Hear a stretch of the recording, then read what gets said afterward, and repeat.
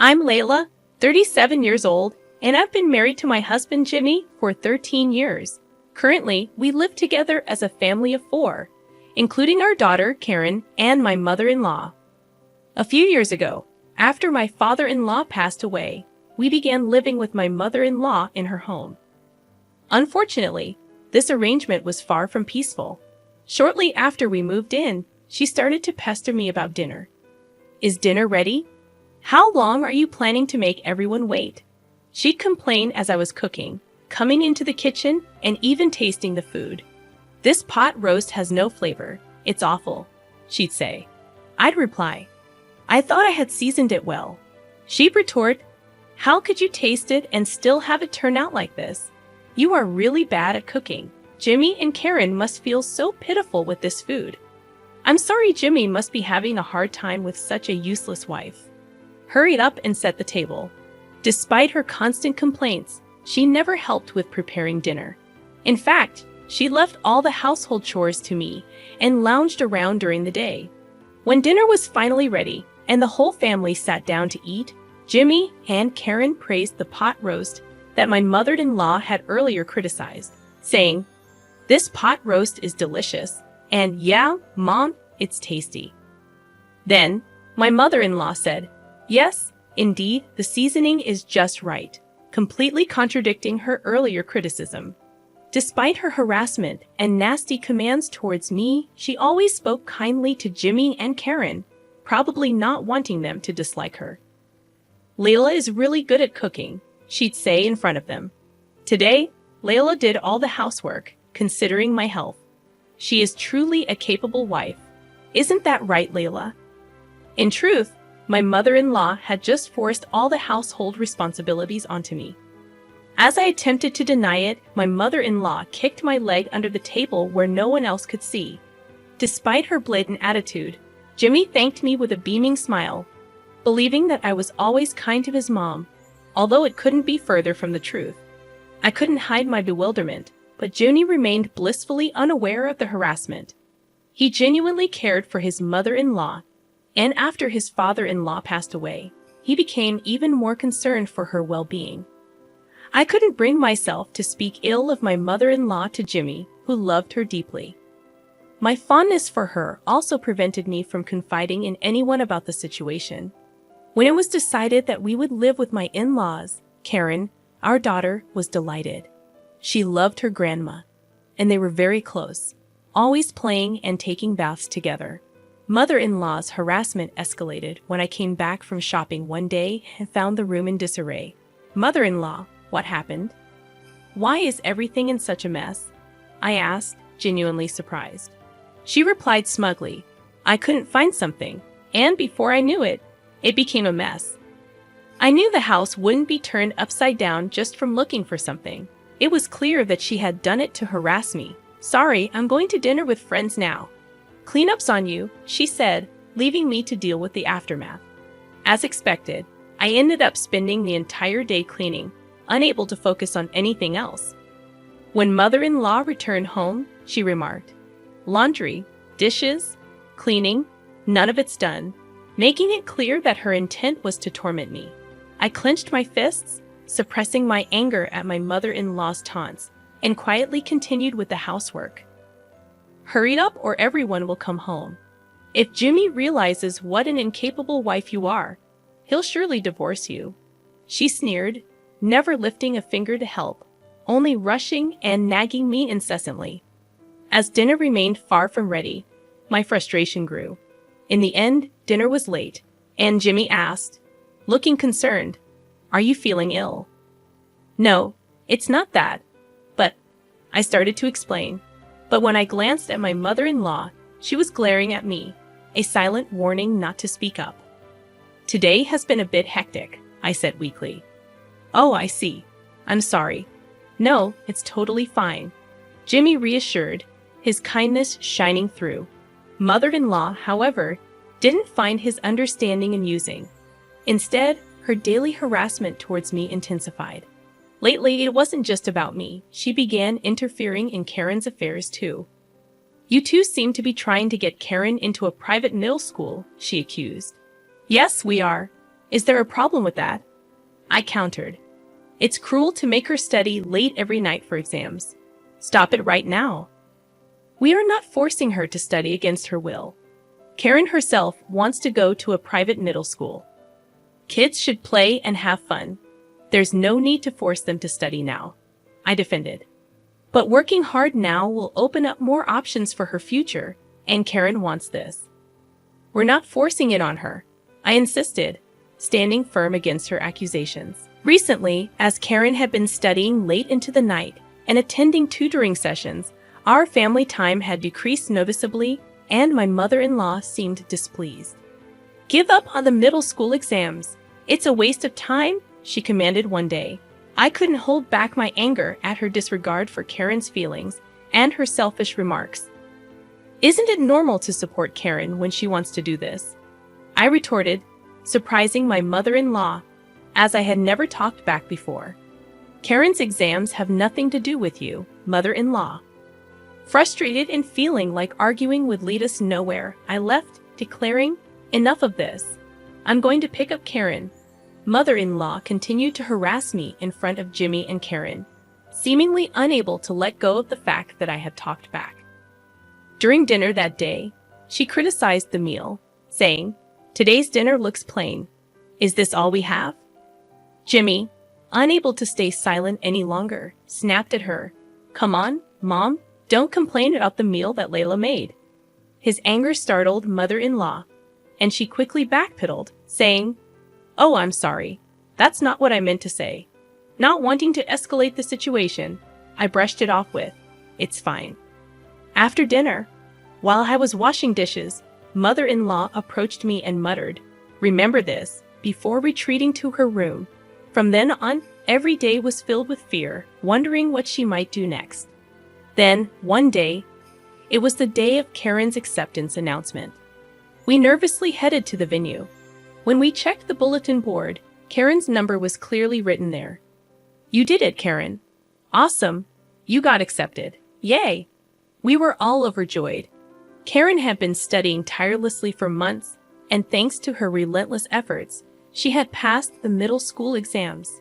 "We have to celebrate today," I exclaimed. "Karen, what would you like to eat?" "Steak," she replied, her absolute favorite. "Should we order delivery then?"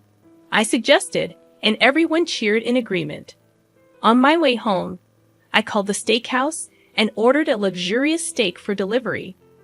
We also decided to buy a cake, so I made a small detour, asking my mother-in-law to receive the steak delivery at the house. When I called her, she said, "Understood, I'll take care of it."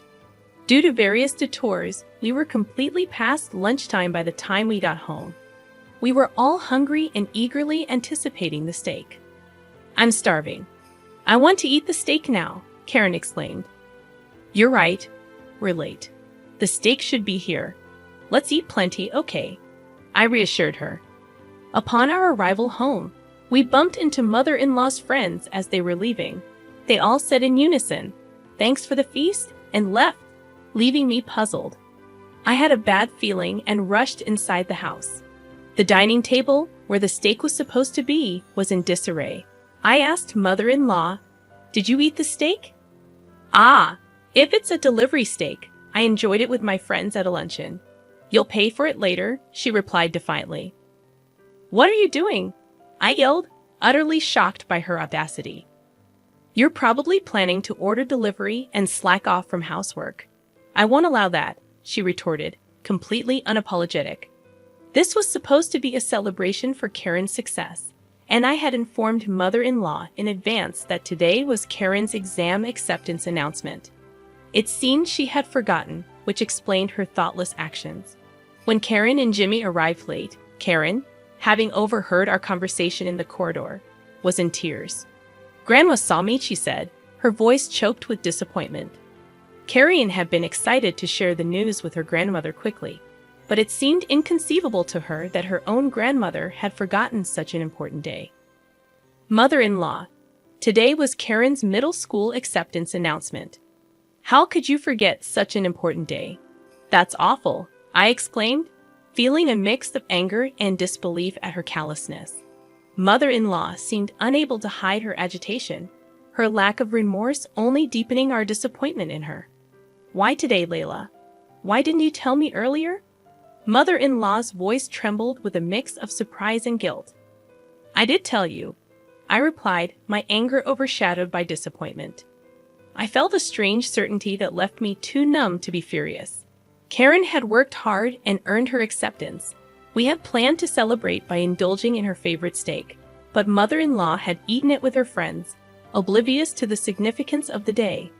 "I called you about the delivery, didn't I?" I challenged, hoping for some explanation. "Mom, did you do it on purpose?" Jimmy's voice carried a mix of hurt and confusion. Mother-in-law's face grew paler, her attempt to find an excuse faltering. I had suspected her harassment for a while, but now it seemed Jimmy was starting to understand too. Without a word, she approached Karen, offering a weak apology and suggesting we all go to the steakhouse, insisting she would pay. Karen's response was sharp and unforgiving. "I hate Grandma," she declared, pushing mother-in-law away and fleeing to her room. Witnessing her granddaughter's rejection seemed to stun mother-in-law. She stumbled, falling to the ground, unable to comprehend the magnitude of being despised by someone she loved so dearly.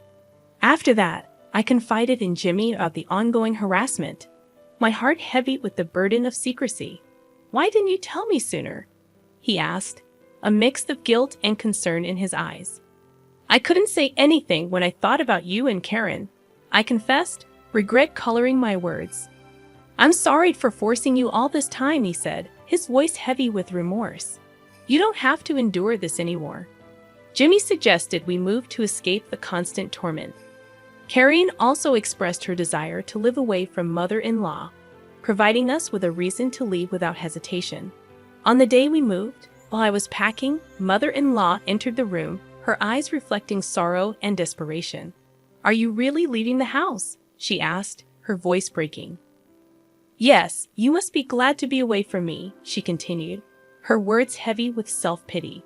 "I don't exactly hate you," I replied, my voice tinged with exhaustion. "Can you please leave? You're in the way of my packing." But instead of leaving, mother-in-law began to plead desperately. "Please don't leave.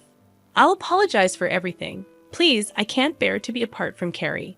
No matter how much I explained, she wouldn't let go, clinging to me and crying, her desperation hanging heavy in the air. So, I made a proposal. "Actually, we are moving to my parents' house. If you really can't bear to be apart from Carrie, will you come with us?" My father, usually stern with a scary face, knew that mother-in-law was aware of this. I said it somewhat maliciously, thinking she would never agree. Surprisingly, she did. "I understand." "That's fine with me," she said, leaving me stunned. It seemed she wanted to be with Karen that badly. I agreed to live together since she wouldn't harass me in front of my parents, and if she did, I could report it to my father. Jimmy added, "Sorry, if something happens with my mom coming along, feel free to kick her out." So we all moved to my parents' house, and the cohabitation began. My father seemed dissatisfied, then mother-in-law came with us. Of course, he knew how she had harassed me and ruined Karen's celebration. He didn't blame her directly, but his silent pressure kept mother-in-law shrinking. She spoke less and seemed downcast. When my mother and I asked for help with housework, she readily complied and worked hard. I couldn't help but laugh at her changed appearance. Life went on without any incidents for a while. But finally, mother-in-law reached her limit and yelled, "I'm sick of this house. Your father is intimidating, and Karen can't get through to him." I think Jimmy's attitude towards mother-in-law had become colder because he couldn't endure various things anymore. "Karen, let's go home together," mother-in-law said, trying to forcibly pull Karen and leave the house. "Mother-in-law, stop it. Can't you see Karen doesn't want to go? It's better to be with me than in this house," I intervened. Just then, my father arrived. "What are you doing? Knock it off," he thundered. Frightened by my father's forcefulness, mother-in-law froze in fear. "I allowed you to live with us because you said you didn't want to be apart from your granddaughter. But if you try to take Carrie against her will, I'll call the police for kidnapping. I didn't mean it that way, my father warned her sternly. Hearing my father's shout, Jimmy also rushed over. Mom, what are you doing? Just leave us. We can't be bothered by you anymore. I'm cutting ties completely. No way. Mother-in-law protested. But Carrie shook off her hand and screamed, "Get out." Even mother-in-law seemed shocked by this, dropping her shoulders and leaving the house in tears.